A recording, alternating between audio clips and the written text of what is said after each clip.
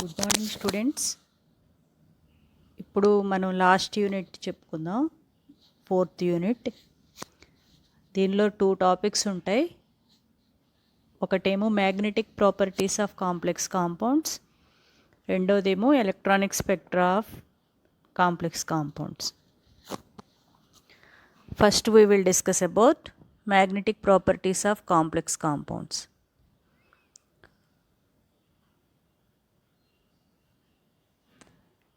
Magnetic properties of complex compounds చదవడం వలన complex కాంపౌండ్స్లో మెటల్ యొక్క ఆక్సిడేషన్ స్టేట్ ఏంటి, కాంపౌండ్ యొక్క స్ట్రక్చర్ ఏంటి అనేది తెలుసుకోవచ్చు. మ్యాగ్నెటిక్ ప్రాపర్టీస్ కాంప్లెక్స్ కాంపౌండ్స్కి రావడానికి కారణం ఏంటి అంటే దానిలో అన్పేర్డ్ ఎలక్ట్రాన్ ఉండడమే. ఈ అన్పేర్డ్ ఎలక్ట్రాన్ యొక్క మూమెంట్ అనేది జరగడం వల్ల, అంటే ఎలక్ట్రాన్సే ఉంటాయా, ప్రోటాన్స్ ఉండవా అని అనొచ్చు. అంటే న్యూక్లియాన్స్, ప్రోటాన్స్ కానీ న్యూట్రాన్స్ కానీ ఎలక్ట్రాన్స్ యొక్క మూమెంట్ అనేది న్యూక్లియాన్స్ యొక్క మూమెంట్ కంటే ఎక్కువ. కాబట్టి మ్యాగ్నెటిక్ ప్రాపర్టీకి కారణం ఏంటి అని అంటే ఎలక్ట్రాన్స్ యొక్క మొబిలిటీ అని చెప్తామన్నమాట. కాబట్టి magnetic properties of complex compounds are due to the moment of unpaired electrons. ప్రతి కాంప్లెక్స్ కాంపౌండ్లోనూ ఉన్న ప్రతి అన్పేర్డ్ ఎలక్ట్రాన్ని ఒక మ్యాగ్నెట్గా అనుకున్నాం అనుకోండి. ఆ ఎలక్ట్రాన్ యొక్క మూమెంట్ అనేది మ్యాగ్నెటిక్ మూమెంట్ అంటాం అన్నమాట.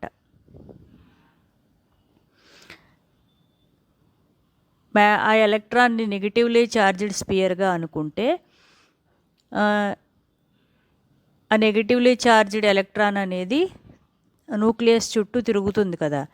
ఆ న్యూక్లియస్ చుట్టూ తిరిగేటువంటి ఆ ఎలక్ట్రాన్ని నెగిటివ్లీ చార్జ్డ్ స్పియర్ అంటారనమాట.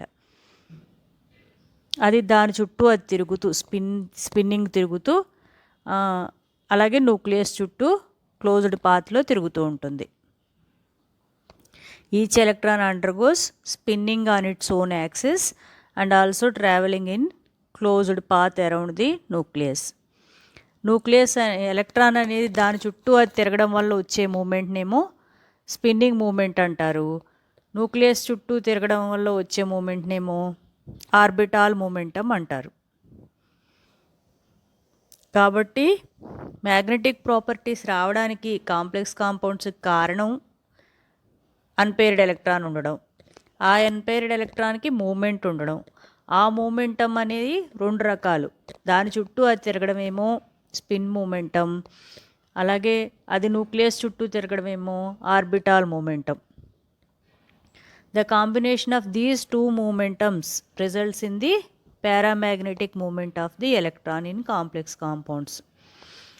ఆ పారామాగ్నెటిక్ మూమెంట్ ఆఫ్ ది ఎలక్ట్రాన్ని ఎలా రిప్రజెంటేషన్ చేస్తారంటే మ్యూతో రిప్రజెంటేషన్ చేస్తారు. దానికి యూనిట్స్ వచ్చి బోర్ మ్యాగ్నెటాన్ అనమాట. ఆ మ్యూని క్యాలిక్యులేట్ చేయడానికి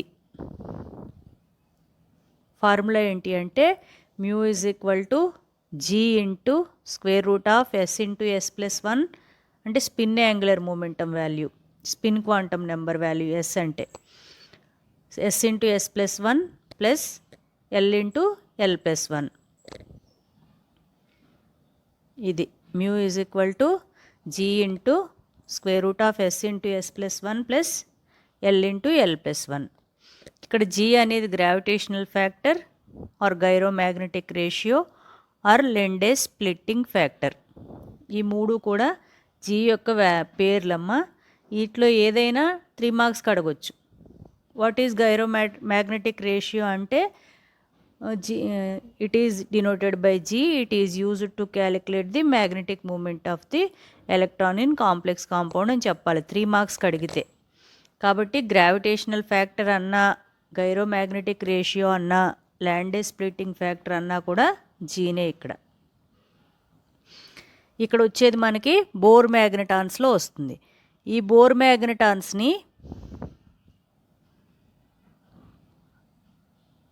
మ్యాగ్నెటాన్స్ నుంచి దాన్ని ఇన్ టర్మ్స్ ఆఫ్ బేటాలో ఎక్స్ప్రెస్ చేయాలనుకోండి, అంటే కాన్స్టెంట్ వాల్యూగా ఎక్స్ప్రెస్ చేయాలి అంటే 1 Bohr magneton is equal to EH by 4 pi MEC. Is E అంటే charge of the electron, h అంటే ప్లాంక్స్ కాన్స్టెంట్, ఎం అంటే mass of the electron, c అంటే వెలాసిటీ ఆఫ్ ది లైట్. ఇక్కడ మనకు వచ్చిన బోర్ మ్యాగ్నెటాన్స్ ఎన్నైతే ఉంటాయో ఆ వచ్చిన వాల్యూని in terms of beta convert చేయడం. 1 Bohr magneton is equal to this అయితే ఇక్కడ వచ్చిన value is equal to how much అనేది కన్వర్ట్ చేసుకోవచ్చు అనమాట.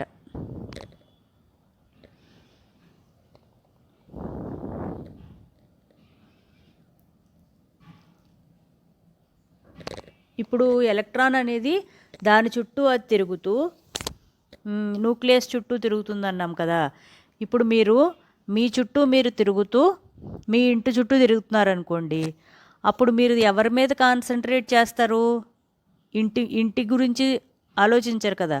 ముందు మీ చుట్టూ మీరు తిరగడం మీరు బాగా గమనించుకుంటారు ఇంటితో పోల్చి చూస్తే, అవునా? అంటే స్పిన్ మూమెంటం, ఆర్బిటాల్ మూమెంటం రెండు జరుగుతున్నప్పుడు ఎలక్ట్రాన్కి ఆర్బిటాల్ మూమెంటం అనేది తక్కువ when compared to spin momentum. అప్పుడు ఆర్బిటాల్ మూమెంటంని నెగ్లెక్ట్ చేసినట్టయితే అప్పుడు మ్యాగ్నెటిక్ మూమెంటం వాల్యూ ఏమైపోతుంది? Mu is equal to g into square root of s into s plus 1 plus l into l plus 1 కదా. ఇది మొత్తం పోతుంది, ఎల్ ఇంటూ ఎల్ ప్లస్ 1 తీసేస్తాం. అప్పుడు mu is equal to g into square root of s into s plus 1. S అంటే spin quantum number ఏ ఎలక్ట్రాన్కైనా కూడా ఎంత ఉంటుంది? Half, plus half, minus half. Half అన్నాం అనుకోండి, ఒక ఎలక్ట్రాన్కి స్పిన్ వాల్యూ హాఫ్ ఉన్నట్టయితే దాని మ్యాగ్నెటిక్ మూమెంటం ఎంత అవుతుందంటే g into square root of half into half plus 1. G అనేది ఒక ఎలక్ట్రాన్కి 2. జీ అనేది ఒక ఎలక్ట్రాన్కి 2. Spin quantum number half. ఈ వాల్యూస్ని సబ్స్టిట్యూట్ చేస్తే ఒక ఎలక్ట్రాన్ ఉన్నప్పుడు, ఒక అన్పేర్డ్ ఎలక్ట్రానే ఉన్నప్పుడు మ్యాగ్నెటిక్ మూమెంటం ఎంత వస్తుంది? 1.73 బోర్ మ్యాగ్నెటాన్స్ వస్తుంది. ఇది ఫర్ ఎగ్జాంపుల్ ఒక ఎలక్ట్రానే ఉంటే ఆ ఎలక్ట్రాన్ అనేది ఇంకెవరూ పక్కన ఉండరు కాబట్టి, అదే 2 ఎలక్ట్రాన్స్ 3 ఎలక్ట్రాన్స్ ఉన్నాయనుకోండి, ఆ పక్కన వాళ్ళ మీద కూడా కాన్సన్ట్రేషన్ ఉంటుంది కాబట్టి అప్పుడు ఆర్బిటాల్ మూమెంటంని నెగ్లెక్ట్ చేయలేము. మీరు ఒక్కళ్ళే తిరుగుతున్నప్పుడు అయితే మీ మీదే మీకు కాన్సన్ట్రేషన్ ఉంటుంది. మీతో పాటు ఇంకా 4-5 తిరుగుతున్నారనుకోండి, వాళ్ళ మీద కూడా ఉంటుంది కాబట్టి అప్పుడు ఎల్ని 0 అనుకోలేము. ఒక్కటే తిరుగుతున్నప్పుడు ఒక ఎలక్ట్రాన్ వల్లే మ్యాగ్నెటిక్ మూమెంట్ వస్తే దాని వాల్యూ ఖచ్చితంగా ఎంత ఉంటుంది? 1.73 అన్నమాట.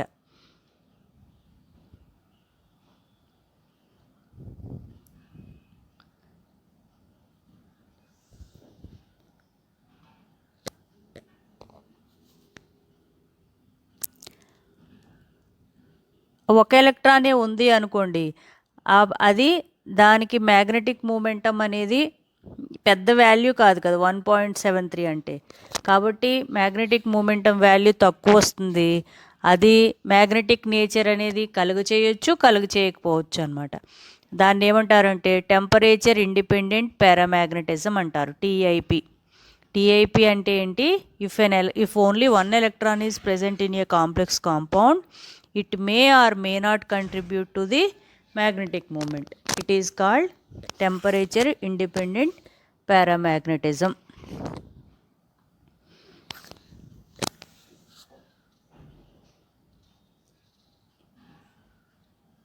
ఇది అసలు మ్యాగ్నెటిక్ ప్రాపర్టీస్ ఎందుకు వస్తాయి కాంప్లెక్స్ కాంపౌండ్స్లో అనేది నేర్చుకున్నాం.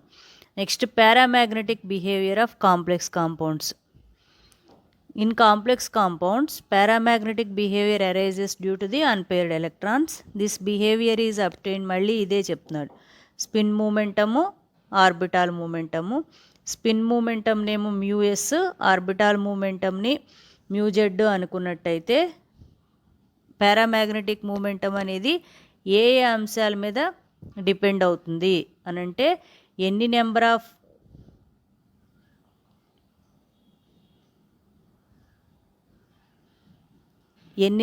ఆఫ్ అన్పేర్డ్ ఎలక్ట్రాన్స్ ఉన్నాయి, ఎన్ని నెంబర్ ఆఫ్ అన్పేర్డ్ ఎలక్ట్రాన్స్ ఉన్నాయి, గ్రౌండ్ స్టేట్కి ఎగ్జైటెడ్ స్టేట్కి డిఫరెన్స్ ఎంత ఉంది అనే అంశాల మీద మ్యాగ్నెటిక్ మూమెంటం అనేది డిపెండ్ అయి ఉంటుంది. ఆ మ్యాగ్నెటిక్ మూమెంటం అనేది ఎలా క్యాలిక్యులేట్ చేస్తాము, ఎన్ని మెథడ్స్ ద్వారా క్యాలిక్యులేట్ చేయొచ్చు, ఎందుకు వస్తుంది కాంప్లెక్స్ కాంపౌండ్స్కి ఆ మ్యాగ్నెటిక్ మూమెంటం అనేది ఎందుకు వస్తుంది అంటే ఎలా క్యాలిక్యులేట్ చేసుకోవచ్చు అంటే 4 కండిషన్స్లో క్యాలిక్యులేట్ చేసుకోవచ్చు. ఒకవేళ లార్జ్ మల్టిప్లిసిటీ సపరేషన్ ఉంటే ఎలా క్యాలిక్యులేట్ చేయాలి, స్మాల్ మల్టిప్లిసిటీ సపరేషన్ ఉంటే ఎలా క్యాలిక్యులేట్ చేయాలి, స్పిన్ ఓన్లీ ఫార్ములా ఉంటే ఎలా అంటే మనం పైన చెప్పుకున్నాం కదా, μ = g × s × s+1 plus l × l+1 అని. దానిలో చివరికి వచ్చేసరికి g × s × s+1 అని వచ్చింది కదా. అసలు ఈ అదే ఫార్ములాని అదొకటే ఫార్ములానా ఇంకా వేరే వేరే మెథడ్స్లో క్యాలిక్యులేట్ చేయొచ్చా మ్యాగ్నెటిక్ మూమెంటం అంటే 4 మెథడ్స్ ఉన్నాయన్నమాట. అవేంటి అంటే మల్టిప్లిసిటీ సపరేషన్ లార్జ్ ఉన్నప్పుడు, స్మాల్ ఉన్నప్పుడు స్పిన్ ఓన్లీ ఫార్ములా ద్వారా క్యాలిక్యులేట్ చేయొచ్చు. స్పెషల్గా డి బ్లాక్ కాకుండా ఎఫ్ బ్లాక్కి అంటే ల్యాంథనైడ్స్ యాక్టినైడ్స్ కోసం అయితే స్పెషల్గా వేరేగా క్యాలిక్యులేట్ చేయొచ్చు. అవేంటో చూద్దాం 4 మెథడ్స్. ఫస్ట్ది లార్జ్ మల్టిప్లిసిటీ సపరేషన్ ఉన్నప్పుడు ఎలా క్యాలిక్యులేట్ చేయొచ్చు అంటే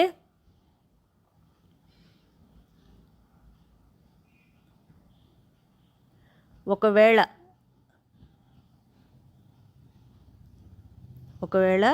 గ్రౌండ్ స్టేట్కి ఎగ్జైటెడ్ స్టేట్కి మధ్య ఎనర్జీ అనేది ఎక్కువగా ఉన్నట్టయితే, మనం చూసాం crystal field splitting energy ground స్టేట్కి ఎగ్జైటెడ్ స్టేట్కి ఎక్కువ ఉంటుంది. ఎవరిలో ఎక్కువ ఉంటుంది, స్క్వేర్ ప్లానార్లోనా, టెట్రాహైడ్రల్లోనా, ఆక్టాహైడ్రల్లోనా, స్క్వేర్ ప్లానార్లో కదా.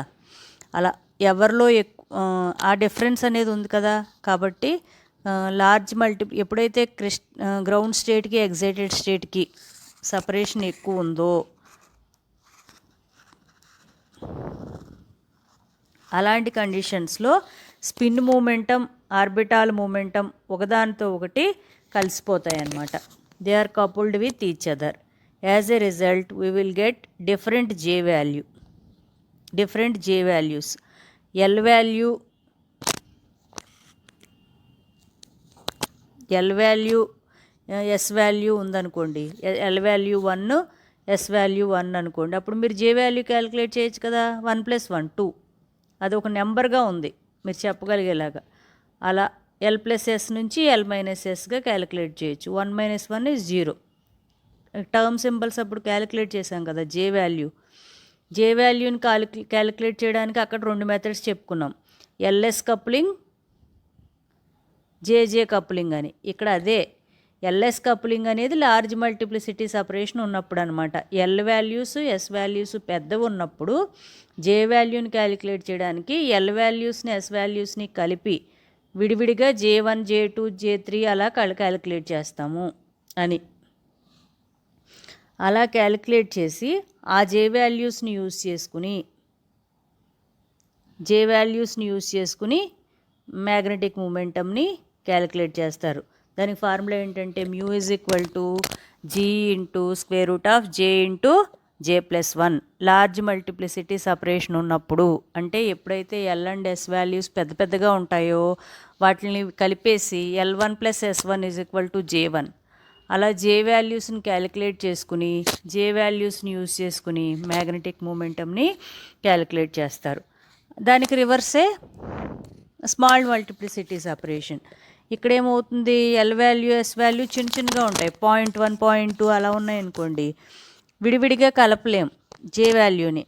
అప్పుడు L1 + L2 + L3 + L4 and so on చేసి క్యాపిటల్ ఎల్ కనుక్కొని S1 + S2 + S3 అన్ని ఎస్లు కలిపి క్యాపిటల్ ఎస్ కనుక్కొని ఆ ఎల్ని ఎస్ని యూస్ చేసుకుని అప్పుడు జే వాల్యూని కడతాం కదా. అంటే ఇక్కడ ఎల్ వాల్యూ చిన్నగా ఉన్నప్పుడు ఎల్ వాల్యూస్ని ఎస్ వాల్యూస్ని యాజ్ ఇట్ ఈస్గా తీసేసుకుంటాం. ఎప్పుడైతే ఎల్ వాల్యూస్ ఎస్ వాల్యూస్ పెద్దగా ఉన్నాయనుకోండి, అవి రెండు కలిపి జే వాల్యూగా తీసుకుని జేని యూస్ చేసి క్యాలిక్యులేట్ చేస్తాం. ఇవి మల్టిప్లిసిటీ సపరేషన్ పెద్దది అంటే ఎల్ వాల్యూస్ ఎస్ వాల్యూస్ పెద్దగా ఉంటే ఆ రెండింటిని కలిపి జే వాల్యూ కనుక్కొని దాని నుంచి మ్యాగ్నెటిక్ మూమెంట్ కడతాం. ఎప్పుడైతే రెండు చిన్నగా ఉన్నాయో స్మాల్ మల్టిప్లిసిటీ సపరేషన్ ఉందో అప్పుడు డైరెక్ట్గా ఎల్ని ఎస్ని యూస్ చేసి mu is equal to g into square root of s into s plus one plus l into l plus one అంటాం. మరి స్పిన్ ఓన్లీ ఫార్ములా ఏంటండి అంటే ఎప్పుడైతే ఇక్కడేమో రెండు కలిపి క్యాలిక్యులేట్ చేసాం, ఇక్కడేమో రెండు ఏటికదే యూజ్ చేసి క్యాలిక్యులేట్ చేసాం. ఇక్కడ స్పిన్ ఓన్లీ ఫార్ములాకి వచ్చేసరికి ఎల్ని 0 అనుకుంటాం. మిమ్మల్ని మీరే చూసుకుంటున్నారు, ఇంకా చుట్టూ ఉన్న వాళ్ళని చూడట్లేదు. అప్పుడు ఎల్ని 0 అనుకుంటాం. అప్పుడు ఏమైపోతుంది mu is equal to g into square root of s into s plus one అవుతుంది. అది mu is equal to g into square root of s into s plus one అవుతుంది. మనకు తెలుసు కదా ఎస్ అంటే s is equal to half.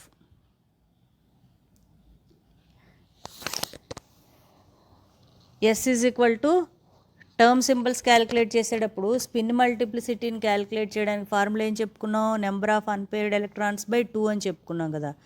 ఇక్కడ yes is equal to n/2 తీసుకుంటాం. n/2 తీసుకుంటే అప్పుడు పైన ఈక్వేషన్లో ఎస్ బదులుగా n/2 వేసుకున్నారనుకోండి, అప్పుడు ఇది ఏమవుతుంది mu is equal to g value 2 ఒక ఎలక్ట్రాన్కి. కాబట్టి 2 ఇంటూ ఎస్ బదులుగా n/2 ఇంటూ n/2 ప్లస్ 1. అప్పుడు ఏమైపోతుంది లోపలేమో ఈ n/2 ప్లస్ 1 ఏమవుతుంది 2 LCM అవుతుంది, n+2/2 అవుతుంది. n+2/2 బయట n/2, అప్పుడు n ఇంటూ n+2/4 అవుతుంది. ఈ బయటనున్న 2 ఉంది కదా, దాన్ని లోపలికి తీసుకెళ్ళారనుకోండి స్క్వేర్ రూట్లోకి, అది 4 అవుతుంది.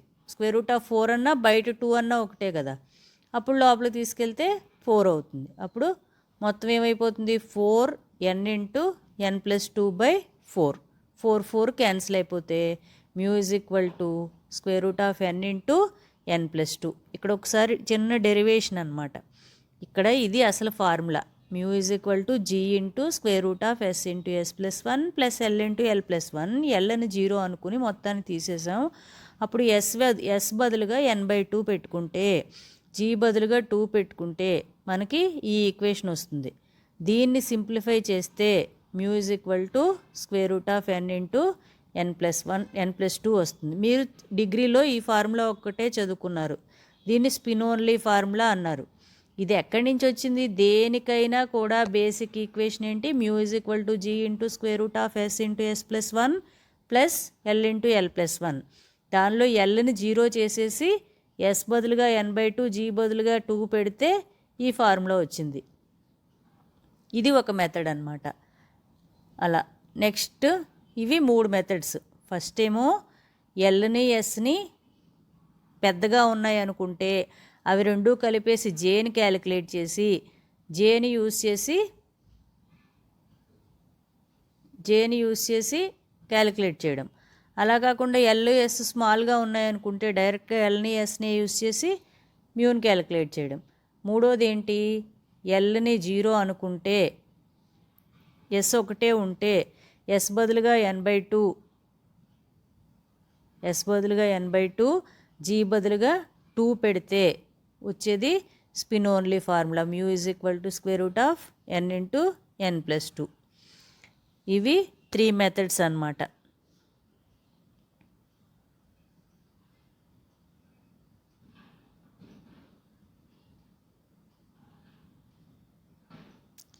ఈ పైన ఈక్వేషన్ ద్వారా ఏమని తెలిసింది, magnetic momentum is directly proportional to square root of number of unpaired electrons అని తెలిసిందనమాట.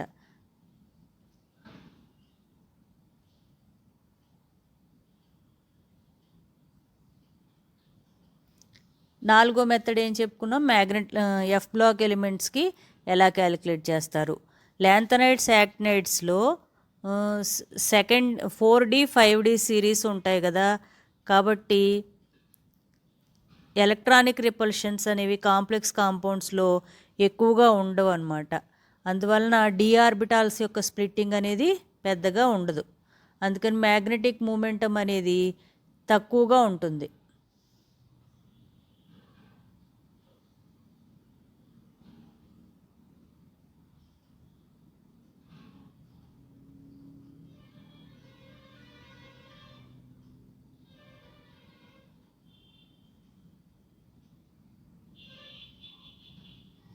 ల్యాంథనైడ్స్లోను యాక్టినైడ్స్లోను సెకండ్ అండ్ థర్డ్ ట్రాన్సిషన్ సిరీస్లో ఉండడం వల్ల 4d orbitals 5d ఆర్బిటాల్స్లో D electrons ఉండడం వల్ల అన్పేర్ డి ఎలక్ట్రాన్స్ వాటి మధ్య రిపల్షన్స్ అనేవి ఇంటర్ ఎలక్ట్రానిక్ రిపల్షన్స్ అనేవి పెద్దగా ఉండవు. స్ప్లిట్టింగ్ ఆఫ్ డి ఆర్బిటాల్స్ ఎక్కువగా ఉంటుంది. అలాగే మ్యాగ్నెటిక్ మూమెంటం కూడా ఎక్కువగా ఉంటుంది.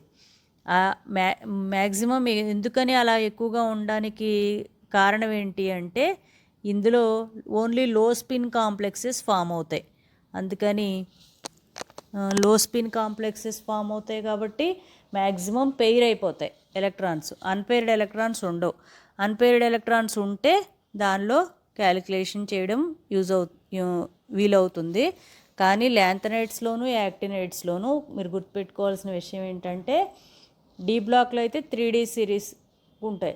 ల్యాంథనైడ్స్ యాక్టినైడ్స్లో ఖచ్చితంగా 4D 5Dయే ఉంటాయి.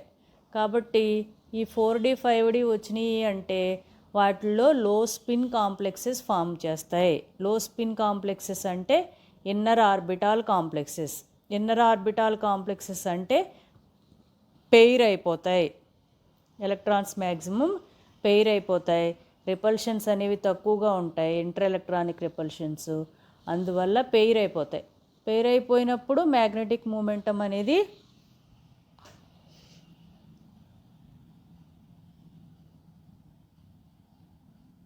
క్యాలిక్యులేట్ చేయడం చాలా కష్టం అన్నమాట.